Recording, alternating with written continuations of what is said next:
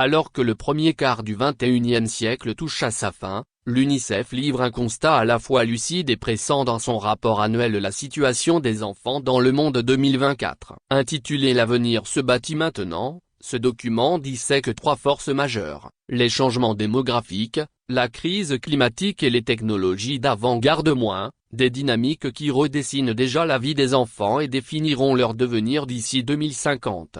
Des mutations démographiques qui redessinent le monde. En 2050, la planète comptera toujours environ 2,3 milliards d'enfants, mais derrière cette stabilité apparente se cache une carte régionale en pleine réinvention. L'Afrique subsaharienne, jeune et dynamique, concentrera une large part de cette jeunesse mondiale, alors que des régions comme l'Europe et l'Asie de l'Est verront leur population vieillir inexorablement.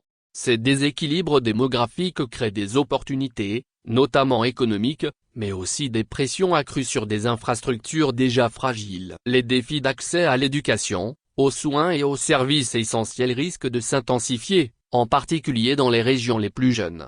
Une planète en souffrance, les enfants en première ligne. Près d'1 milliard d'enfants vivent aujourd'hui dans des zones exposées à des risques climatiques extrêmes. Ces chiffres effrayants résonnent avec des réalités concrètes, des vagues de chaleur intenses, des inondations dévastatrices et une pollution galopante perturbent déjà leur quotidien. Depuis 2022, 400 millions d'écoliers ont vu leur chemin vers l'école coupé par des phénomènes météorologiques extrêmes. Les corps et les esprits encore en formation de ces enfants subissent ces chocs de plein fouet. L'UNICEF appelle à un sursaut collectif pour réduire les émissions, renforcer les infrastructures et prioriser les enfants dans les politiques climatiques. Car, comme le résume une adolescente équatorienne interrogée pour le rapport, nous avons besoin d'empathie et de solutions durables. Les technologies, espoir et fracture. Si l'intelligence artificielle, les neurotechnologies et les énergies renouvelables offrent des pistes prometteuses pour améliorer la santé et l'éducation, leur accès reste désespérément inégal. Dans les pays riches,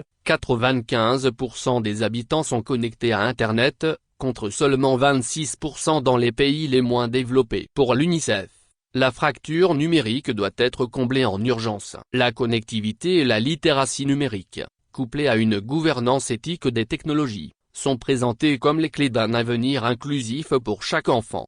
Une invitation à agir, sans attendre. Loin des constats pessimistes, ce rapport est un appel à l'action, un plaidoyer pour l'avenir. Gouvernements, entreprises et citoyens sont invités à investir dans l'éducation, répondre à l'urgence climatique et garantir des opportunités équitables pour tous.